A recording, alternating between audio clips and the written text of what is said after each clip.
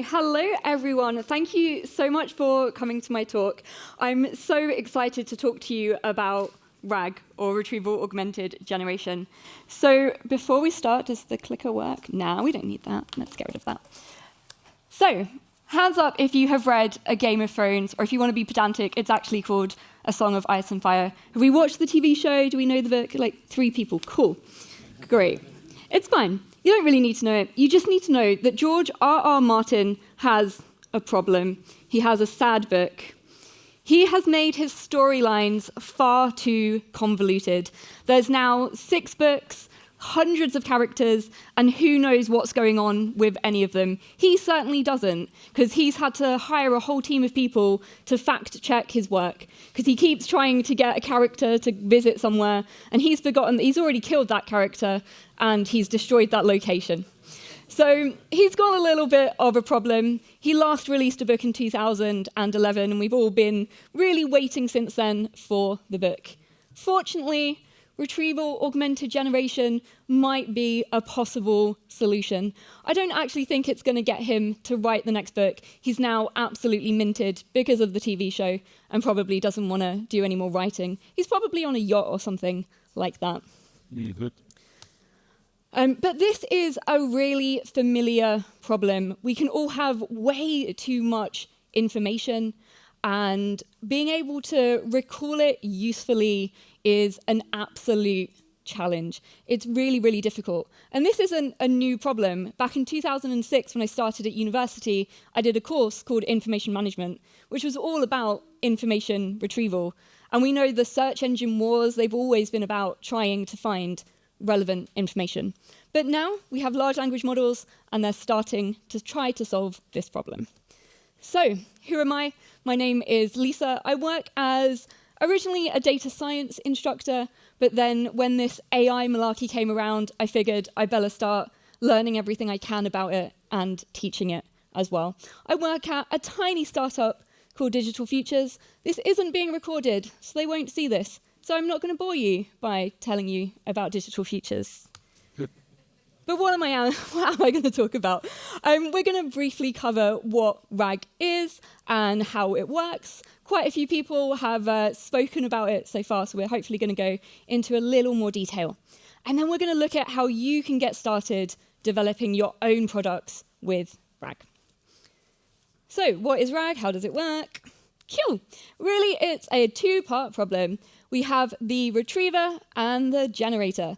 The generator is really any large language model. That bit isn't very interesting. It's the retriever side that's quite exciting. And the developments in large language models have really helped that retrieval side. So I just said that generator or generation isn't interesting and isn't that relevant, but we're going to start with it anyway. So I'm pretty sure we all know this one. The model is trained. It could be ChatGPT, which is the GPT 3 and 4 models. It could be Gemini. It could be any model. But then the user's going to come along and enter a prompt, and it's going to give a response. Easy peasy. Nice. But we know that large language models are often confidently incorrect. Although here this is ChatGPT, it's kind of giving a little disclaimer now. It's telling you it might be wrong. And I'm sure you're all really angry right now because you know that this is wrong. You're like, 79 moons, Jupiter. Oh, it's clearly Saturn. Oh, woo. Let's go back. Let's take a moment to appreciate Saturn. Yes, Saturn with its 146 moons. So we often get answers that are incorrect from the large language models. But now it's being a little bit less confident, which is nice. So they also tend to hallucinate. This is my favorite case study. I don't know if you guys heard about this one, but Air Canada came up with this amazing chatbot, and they put it on their website. And then there was a customer who spoke to it, and the chatbot was like, "No worries, mate, we got you. Do this, it's all fine." Later turned out that was incorrect, and the customer couldn't just buy a fare and get it refunded. But then the court ordered Air Canada to pay the customer out because they said that the chatbot is representing the company. But yeah, in this case, that airline chatbot hallucinated this made-up policy on bereavement fares. So we all know that they can hallucinate, which is a problem. They're also limited on the recency of their knowledge. So ChatGPT at the moment is up to Jan 2022. I think Gemini is slightly newer. And of course, they can't answer questions on your private data, as we just heard in the previous talk. So if you want to find out something specific that only you know about, it cannot help you. But no worries. RAG, it's the potential solution. So what does RAG actually look like? When we get to the prompting, it looks a little bit like this. What we're actually going to do is take passages, so that's going to be relevant information, and then we're just going to feed that like a normal prompt. And then you ask a question, and it's pretty good at giving you the answer. So Gerard just now was talking about context. We are giving relevant passages in that context window and then asking for the answer. And when we do this, the hallucinations really cut down. It's quite good at selecting and answering about what's in your own context window. There was a great question earlier that Gerard refused to answer, which was all about when we've got 1 million tokens available in Gemini, is it better just to dump your whole book in and then ask, or is RAG better? I'm just going to say RAG's better. It's better to give it really specific niche bits rather than having to wade through it all. It's just like you, right? If I gave you a whole entire book and said, I don't know, what eye color does this character have? You're kind of going to struggle. If I give you a passage that says the eye color, you're probably going to be able to point it out quite quickly. Cool. So the retrieval part. I really hope you were all paying attention this morning in Josh's chat. So with retrieval, we are going to start with a question. And we just want to find the bits of text that have the relevant info. So we effectively start with what we call a corpus. So a corpus is your entire data set. So it might be lots and lots of documents. And you want to find the answers from those documents. The first thing you need to do is clean. We all love cleaning data, don't we? Some of you are software engineers thinking about joining data and AI. Get used to cleaning. It's mostly what we do. But you're going to need to clean the data, ingest it, and get it into a readable format. And then we move on to the chunking or tokenization. So chunking is when we have a whole book, a whole PDF, anything you like, and you're going to need to break it down into chunks. And this is really, really important because when your database sends you back your chunk, it's only going to give that to the context window. So if your chunk is too small, it's not going to have enough data. If it's too big, it's going to be irrelevant and quite large. So there's so many different chunking types, methodologies.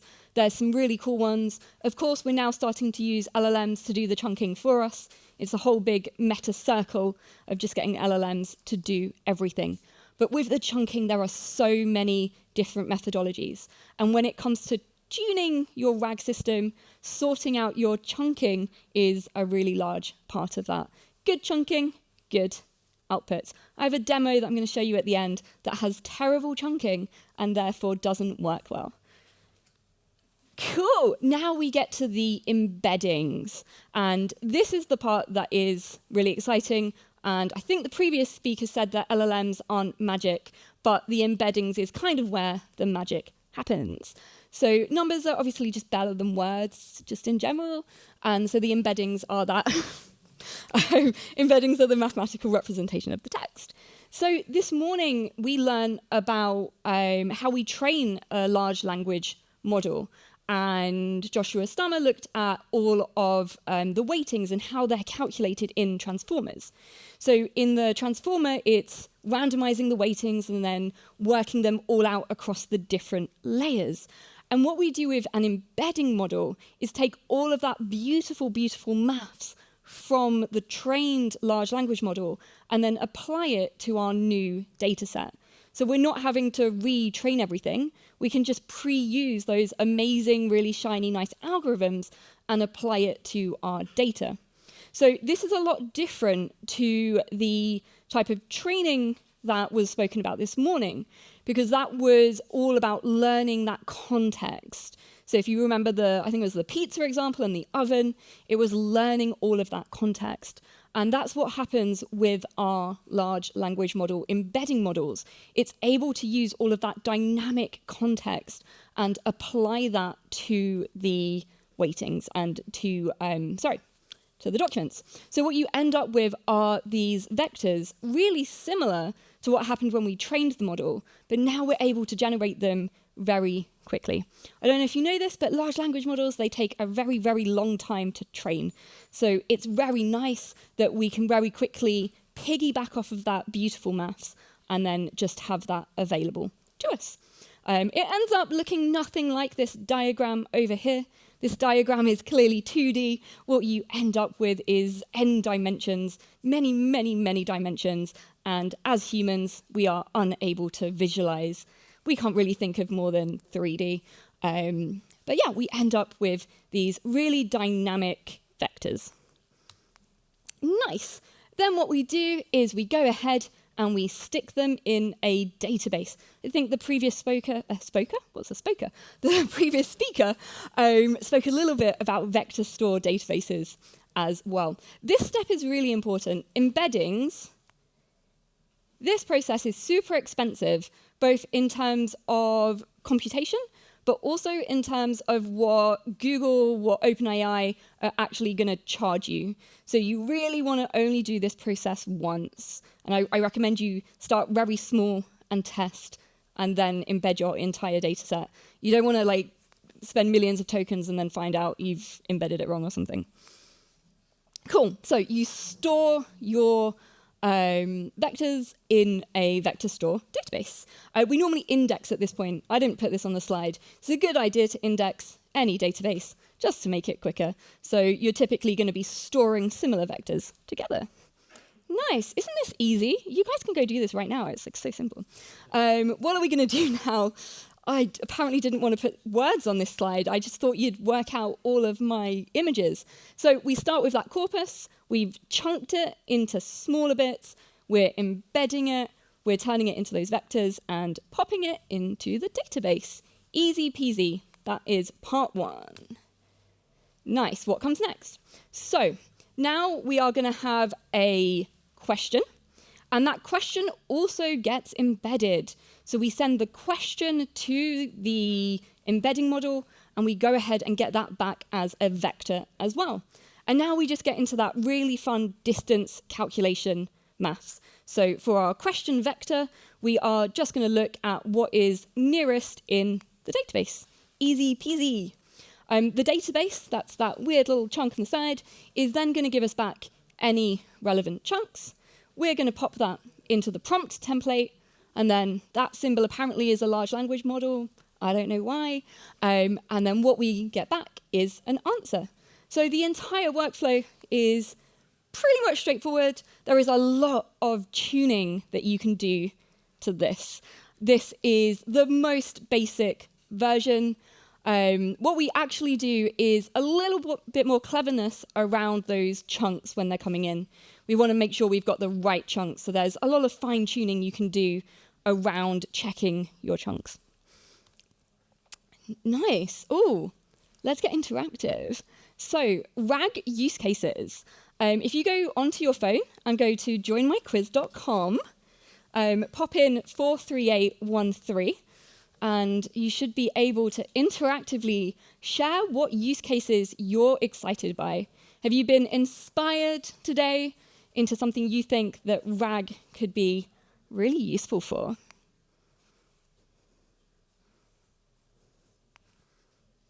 Okay, I'm going to Alt-Tab and hopefully 2 of you have joined. Yes. 4 of you. Woo!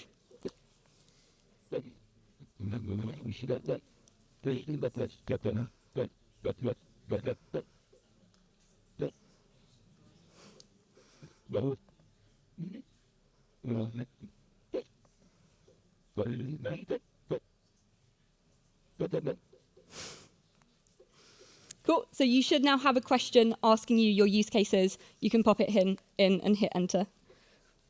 Yes.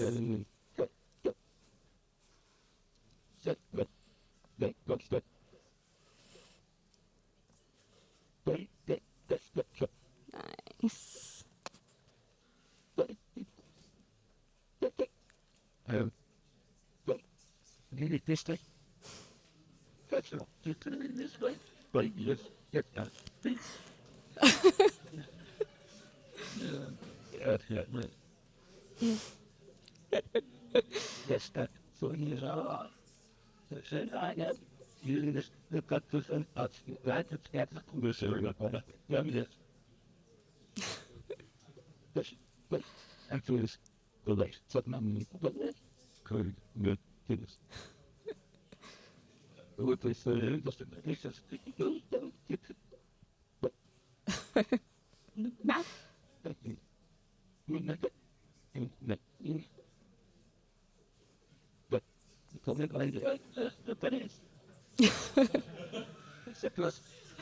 Oh, team.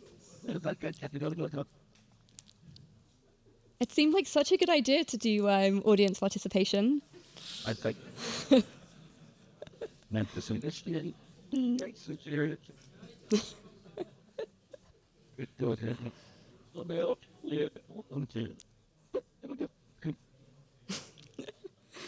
Amazing. I'll just give you a few more moments to submit any last minute entries.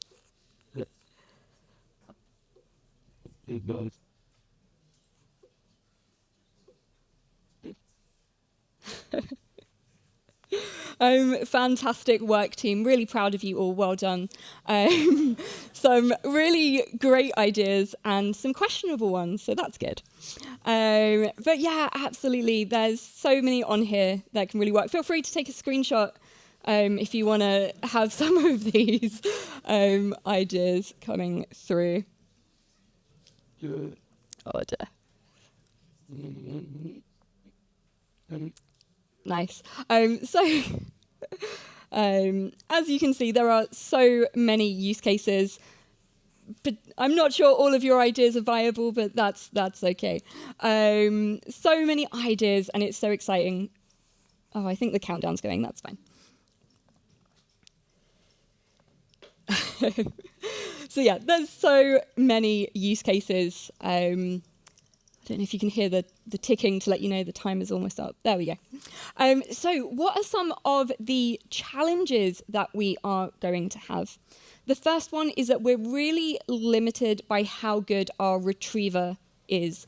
Bad retriever, bad results. So we need to think about potential bias coming in. So if we have any bias in our retrieval, we're going to have bias results. The other one is the computational cost. It is fairly expensive to do the embeddings, so you are quite limited in really how much you can embed. The other issue is evaluation. It is incredibly difficult to evaluate large language models, and the same is true for RAG. You evaluate them pretty much the same way you would evaluate any results, but you can kind of evaluate both parts separately. Evaluation really depends if you're using a supervised data set or an unsupervised data set. So if we're supervised, we have labels, we know what answers should be. Very easy to check if we're right when we already know the answer. If we're using unsupervised data, it gets a little bit more tricksy. Nice. Cool. So what is the future of RAG? It's just going to keep getting better. You're all going to go do some brilliant RAG building and have a great time. Efficiency is the thing they're working on at the moment. How can we make those embeddings faster and more efficient and cheaper? So that's where a lot of the research work is at the moment. We're also looking at that explainability piece as well. With RAG, it's actually quite cool when you get your responses, because you can ask it to kind of show you the passage you've just given it, and it'll quote that back to you. So if you've got quite a large context window, you can always ask it to tell you what's going on, which is quite nice. And yeah, evaluation is continuing to grow, and we're finding newer ways to evaluate our models. Nice. So if you're feeling inspired, what should you do? You should come to conferences like this to find out information. And then you should go and look up LangChain. So LangChain is your best friend if you know Python or JavaScript. If you develop in something else, I'm really sorry, LangChain is not for you. It's only available in Python and JavaScript. But it is essentially an orchestration tool or a wrapper around everything else. As we know, there's some really common tasks that we're going to need to do with any large language models, and LangChain gives us those tools. It gives us the wrappers around all of the libraries. So LangChain has several different areas and capabilities, and the chain part of LangChain means it's really easy to combine these things all together. So the output of one function becomes the input of the next, and you get this beautiful chain of functions along the way. So LangChain, really just a wrapper library of all those different common things you're going to be doing. So it doesn't have any models itself, but what it does have is classes that connect to all the different libraries. This means you have one common code base for all of the libraries, all of the models via LangChain. So you don't need to learn all the different APIs, you just learn LangChain, and it can connect to the Gemini models, it can connect to the OpenAI ones, all the Hugging Face ones, it can connect to almost anything. And it gives you that really nice place in the middle. Another tool I would highly recommend to you is something called Streamlit. Again, this is only for Python people. If you use a real language, I'm sorry, you won't be able to use Streamlit. But for those of us that know Python, and maybe only Python, this is a really great prototyping tool. It lets you create front ends very, very easily. So you can do like st.button, and then you just magically have a button. So for those of us that don't know HTML or CSS, it's really great. My advice to you as well would just be to find a use case and get prototyping and have fun with this. You don't need to build like a magic production system, just build something fun. And I really recommend testing often. Yes, don't embed your entire data set until you've checked that it's good. So start small, test often. I'm really quickly going to show you something I have built. It's on the wrong screen. Let's bring it to the correct screen. First of all, I know you are all software developers, or most of you are software developers, and obviously software developers have reputations for having beautiful code bases that are very commented and very, very great, but data scientists do not. So please do not judge my terrible code. So you can see I'm importing a bunch of libraries. What I'm actually going to be doing here is taking an ebook and then using that ebook as my vector store, or pulling it in my vector store, sorry, and then asking questions about that book. So I import a bunch of things. I even have to import typing, because obviously that's Python for you. So we have the embedding class. I'm not going to do a full code walkthrough. We only have 5 minutes. We make an empty database. We add to it in batches. We load it. What are we doing here? So here's one of the LangChain tools. It is a text splitter, so it's doing my chunking. So what I'm actually doing here is taking in the whole book and turning it into chapters. And then down here, taking those chapters, pulling it into the text splitter, and it's essentially going to be splitting those chapters up. Then it gets put into the database. That bit's quite boring. Once it's in the database, we can now query that, that thing. This is what my prompt looks like.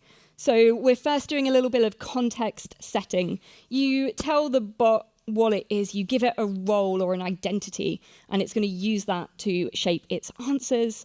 And you can see we then pipe in the question and the passage. So whatever my vector store database returns, this is actually going to be given back to the database. What are we doing? Oh, we're turning off loads of harm categories. That's fun. This is where we're actually querying it. We're using Gemini Pro in this example. And then we're actually taking the top 5 results from the database. And then we're loading the database. And then we're asking it loads of questions. Hopefully you've never read this book. If you've never read it, you don't know if it's right or wrong. So just believe me when I tell you these are the right answers. Yes, absolutely. But you can see which character has onyx eyes. He has onyx eyes. Correct. We can just see, I'm really sorry, if you're planning to read this book, these are spoilers. Maybe look away. Oh, actually, you can't see it. It's really small. Well, that was garbage, wasn't it? You couldn't see any of the code. Jesus. Yeah. I don't know if anyone has a question about this book. We could... Oh, there's one I've not run yet. It's definitely going to say I don't know. It 100% is going to say I don't know. Yay! Cool. That's actually correct as well. Cool. So I think we're just about at time now. So thank you all so much, and good luck on your AI and large language model adventures.